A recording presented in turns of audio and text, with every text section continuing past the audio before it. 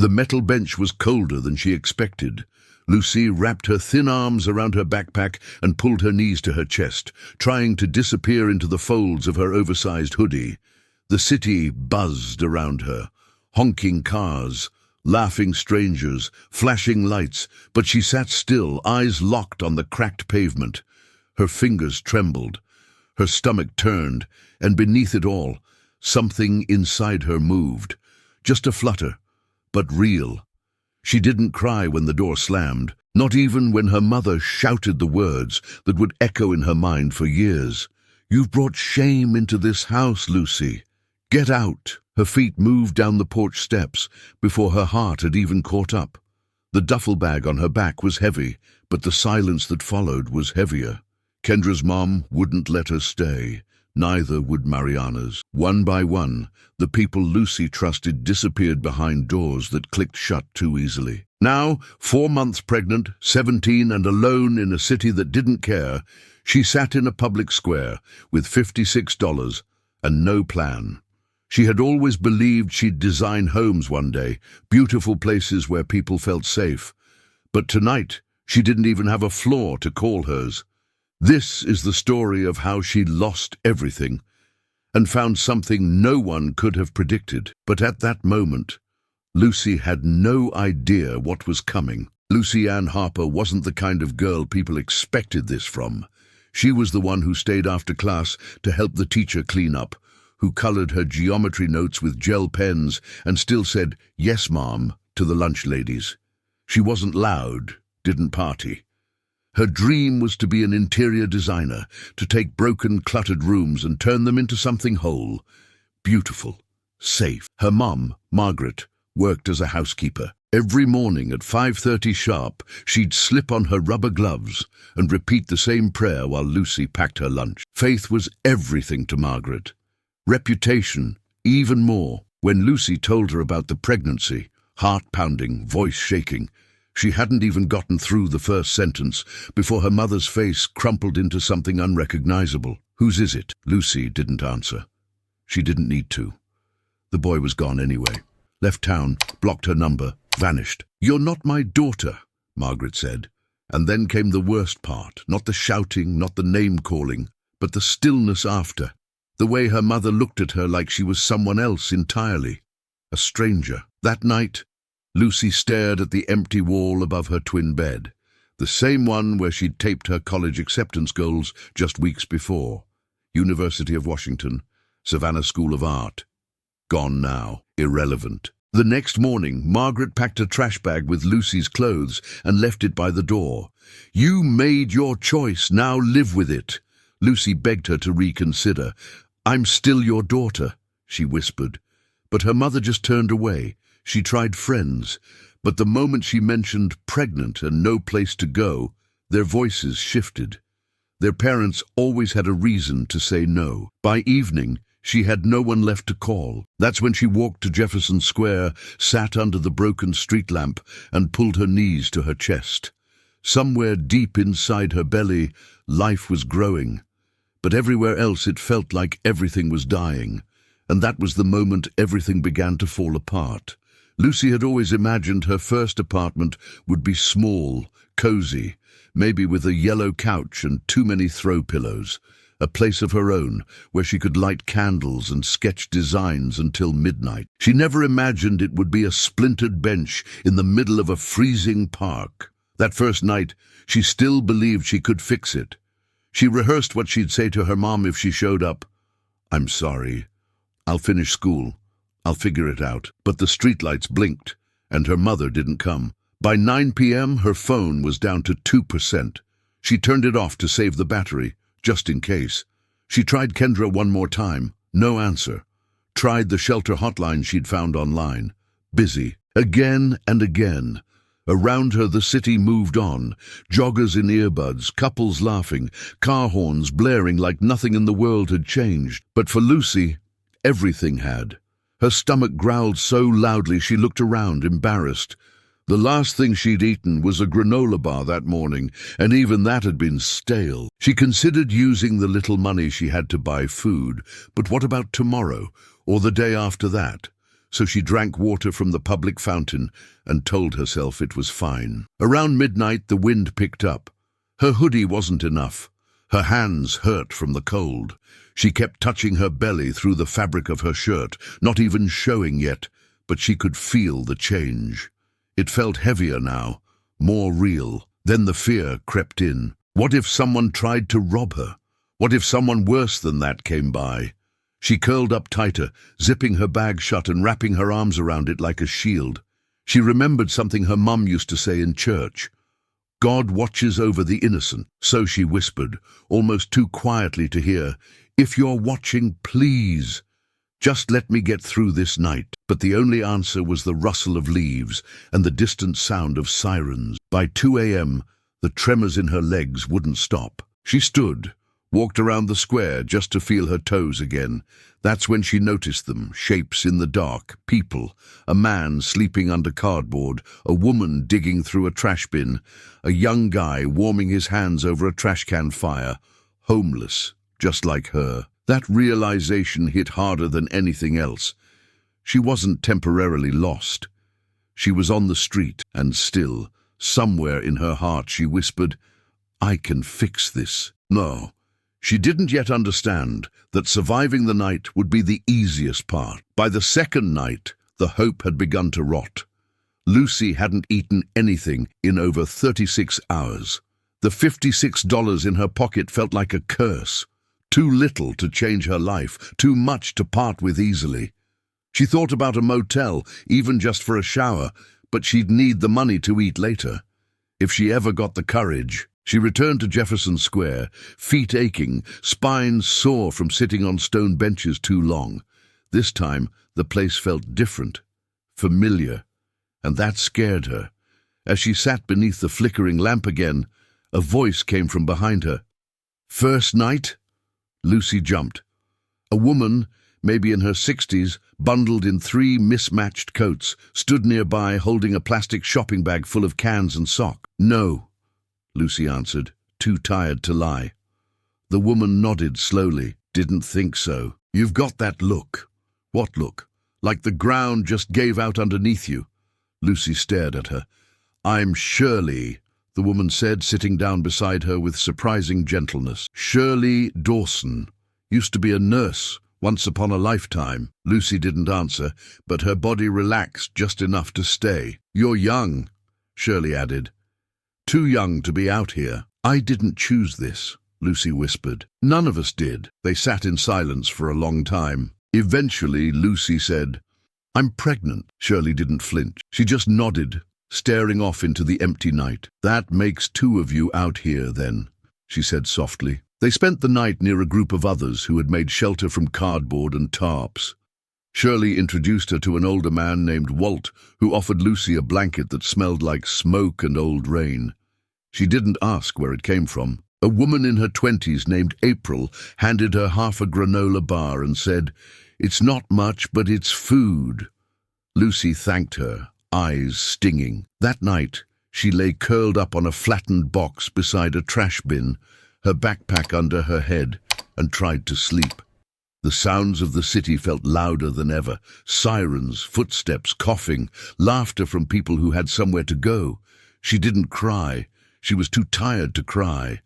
Sometime around 3 a.m., her body began to shake uncontrollably. Shirley noticed and pulled her closer, wrapping them both in the blanket. "You can't stay out here like this," she murmured. "I have nowhere else to go." "There's always somewhere," Shirley whispered, eyes closed. "You just haven't found it yet." Lucy didn't believe her. Not really. But she let herself rest in that fragile sliver of warmth, because for the first time in 2 days, someone had spoken to her like she mattered. The next morning, she woke to the sun hitting her face. Her back hurt, her stomach was empty, and her throat was dry, but she had made it through the night, barely. She helped Shirley gather recyclables to sell. Together, they earned enough for a shared coffee and 2 egg sandwiches. Lucy had never tasted anything so sacred. For a moment, it felt almost like survival. But later that afternoon, as the temperature dropped again and clouds began to gather, Shirley said, "I'll be heading west tonight. Got a lead on a shelter in Tacoma that might have open beds." Lucy's heart sank. "You're leaving? You can't rely on anybody out here, sweetheart," Shirley said gently. "We come and go. That's how it works. What am I supposed to do?" "Figure it out, just like the rest of us." Lucy watched her pack up her bag, and for the first time, she felt truly alone. Not just physically, but in her soul. As night fell again, the park grew colder, and this time, Lucy didn't have a blanket. She pressed both hands to her belly and whispered, "I'm sorry. I don't know how to protect you. I'm trying, but I don't know how." And for the first time since the door had closed behind her, she wept. "And you? Have you ever felt like the world just disappeared when you needed it most? Like you were screaming for help and all you got was silence? If you've ever been through something like that, or are going through it now, share your story in the comments. You never know. Your words might be exactly what someone else needs to hold on a little longer. The third night should have broken her. No food, no familiar faces, no Shirley, just the same broken bench, the same flickering streetlight, and the same cold pressing into her skin. But that's not what happened. Around 10 p.m., as Lucy sat hunched over her backpack, trying to ignore the cramps in her legs, a man in a tailored coat paused nearby. He had passed by earlier, but this time he stopped, just for a second. She looked up, startled. Their eyes met briefly. His was sharp, calculating, but something flickered, something uncertain. He turned away without a word. Fine. She didn't want anyone's pity anyway. But 20 minutes later, he came back. This time he held a large paper bag. I wasn't sure what you might need," he said, placing it gently beside her. "There's food, water, some basic stuff." She didn't move. "I'm not here to judge," he added, "or ask questions. Just figured you shouldn't be out here hungry." Lucy stared at the bag, then at him. "Why?" she asked, her voice hoarse. He hesitated. "I don't know." That honesty disarmed her more than any act of kindness could have. He didn't stay, just gave a small nod and walked away down the street, disappearing into the city. Lucy opened the bag slowly. Inside, a turkey sandwich, a banana, 2 bottles of water, a soft scarf, and a pair of thermal socks, still folded, price tag attached. She blinked hard. Her hands trembled as she lifted the sandwich. It had been almost 3 days since she'd eaten real food. She took a bite, and then another, and then, slowly, the entire thing. She didn't cry. Not this time. But when she finished, she folded the paper bag neatly and whispered, "Thank you, whoever you are." She didn't know it yet, but that stranger wasn't just a moment of kindness. He was the beginning of something she thought she'd lost forever, hope. 3 days later, the man came back. This time he didn't bring food. He brought an offer. "My name's Ethan Montgomery," he said, standing a few feet away from the bench. "I run a tech company downtown. We have a storage floor no one uses anymore, full of books and old files. It's a mess. I need someone to organize it. I'll pay. Nothing weird. Just work." Lucy blinked at him. "Why me?" He shrugged. "Because you look like someone who needs a chance. And because I didn't forget what it felt like to need one." She hesitated. "What's the catch?" she asked. "No catch," he replied, "but I won't offer again." She didn't trust him, not fully, but she had nothing to lose, so she said yes. That Monday, Lucy walked into Montgomery & Co. as wearing the same jeans she'd had on for a week and a hoodie that smelled like the street. Still, Ethan didn't flinch. He led her to the top floor. The room was massive, dusty, forgotten. Piles of binders and books were scattered everywhere. Sunlight peeked through large windows. "You can make it your own," he said. And she did. Lucy threw herself into the work. She labeled boxes, cleaned shelves, created a system for sorting every document. She borrowed a mop and wiped the floor herself. Within 2 weeks, the forgotten room had become something alive. Ethan began to stop by. At first, it was brief, checking progress, asking about file systems. But slowly, their conversations stretched. "You like this kind of stuff?" he asked one day. "I like order," she replied. "Makes me feel like I have control over something." He nodded. Same. They didn't speak about the park, or her pregnancy, or why she flinched every time someone raised their voice in the hallway. But something unspoken began to form, a rhythm between two people who had both been wrecked by trust. She began to bring a notebook, filling pages with sketches of the room, ideas for paint colors, lighting, furniture. She never showed them to him. Not yet. But every morning, when she unlocked the door to that room, Lucy felt something she hadn't felt in months. Purpose. It started with dinner. Ethan had offered casually, after another long afternoon of Lucy reordering ancient tech manuals. "You've worked non-stop for 3 weeks. Let me cook. Nothing fancy, just food, real food." She hesitated. Again. But hunger won, and maybe something else did too. His apartment surprised her. Not because it was expensive, which it was, but because it was so empty, polished, clean, minimal, like no one really lived there. He made pasta, and she set the table. They didn't talk much at first, but by dessert, store-bought brownies they ate straight from the container. They were laughing. "I used to think people like you didn't exist," she said suddenly. "Like me, rich, alone, cooking their own dinner." He smirked. "You'd be surprised what money doesn't fix." A silence fell between them, comfortable at first, then heavy. She stood to wash her plate. He followed. When she turned to thank him, he was closer than she expected. Their eyes met. She didn't move away. Neither did he. The kiss was soft, careful, like both of them were testing whether this was real or just something imagined in the dark. When it broke, she pulled back, breath caught in her throat. "I shouldn't have—" "It's okay," he said quickly, but his eyes were filled with something deeper. Worry. Conflict. She grabbed her backpack. "I need to go." "Lucy, I'm sorry, I can't." The next day she didn't come to work, and the day after that, her phone went straight to voicemail. Ethan stared at the door to the library she'd transformed, clean, bright, filled with life that now felt like a memory. He had told himself not to get involved, but somewhere between the dusty shelves and late-night meals, he had. Deeply. That Friday, she returned, quiet, nervous. "I came to get my things," she said. "You don't have to leave." "I do," she replied, "because I don't know what this is, and I can't survive another person walking away." She turned to go. He wanted to stop her, to say the words forming in his chest, but silence won. And just like that, she was gone. 3 weeks passed. Ethan tried to focus on work, but every room reminded him of her laugh echoing off old books, her sketches tucked inside her notebook, left behind like an open wound. He even checked the bench in Jefferson Square every evening just in case. She was never there. Lucy, meanwhile, lived in a cheap boarding house near the train station. Her money was running out. Her back hurt all the time. The baby kicked more now. Constant reminders she couldn't afford to fail. She sold snacks outside the metro station, gum, water bottles, trail mix. She smiled at strangers, kept her head down, told herself it was temporary. But the dizziness came without warning. One morning, in the middle of handing a bottle of water to a customer, her knees buckled.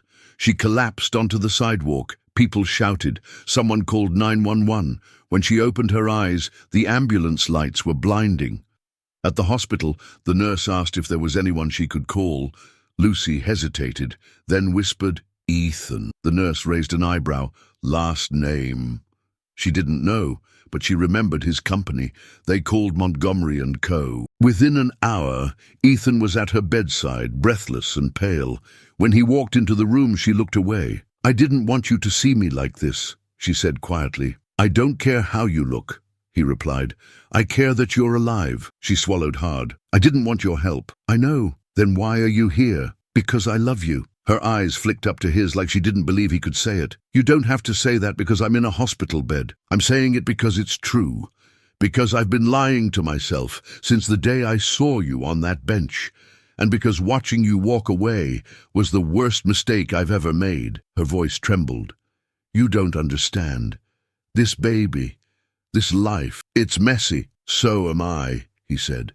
He took her hand gently. "I don't want to fix you, Lucy. I want to stand beside you, even when it's hard, especially when it's hard. She closed her eyes. A tear slipped down her cheek. I don't want to be someone's project. You're not, he whispered. You're someone's miracle. Silence stretched between them. Deep, full, real. Then she opened her hand and held his tighter. And something inside both of them finally let go. The walls, the fear, the silence, gone. 3 months later, the apartment didn't look like Ethan's anymore. It looked like theirs. There were plants by the windows, mismatched mugs drying by the sink, baby clothes folded neatly on the couch. The sterile silence had been replaced with music, soft acoustic playlists Lucy played while sketching nursery ideas. The walls, once empty, now held framed prints she found at thrift stores. And in the center of it all, Lucy, 8 months pregnant, tired, radiant, alive. Ethan watched her move through the room, one hand always resting on her belly, the other holding a pencil or snack or warm mug of tea. She wasn't the scared girl on the bench anymore. She was something more. Do you ever think about what would have happened if I never came back? She asked one night, curled beside him on the couch. All the time, he replied, and I thank God I didn't let fear win again. Lucy smiled, quiet for a moment. I used to think being thrown away meant I had no value, that I was broken. You were never broken, Ethan whispered, just abandoned by people too small to see your worth. She looked down at her belly, where the baby kicked softly beneath her shirt. I want our child to grow up believing they're never alone, that they matter, even when the world tries to say otherwise. They will, Ethan promised, because they'll have you. And you, she said softly. The past was still there. Those long, cold nights, the sting of rejection, the ache of hunger. But now, it didn't define her. It shaped her, strengthened her. She had survived the unimaginable, and somehow turned it into love. Maybe you've never slept on a bench. Maybe you've never been told to leave the only home you've ever known. But chances are you felt invisible before, forgotten, unwanted. And maybe, like Lucy, you found the strength to keep going when it would have been easier to disappear. If you've lived something like this, or even just felt it, share your story in the comments. Someone out there might be hanging on by a thread, and your words could be what keeps them holding on. And if this story touched your heart, leave a like. Not for me, not even for Lucy, but for every soul that's ever been told they didn't belong, until someone saw them and said, "You matter, I see you." Subscribe if you believe in second chances. We have many more true stories to tell, and maybe one of them will be yours.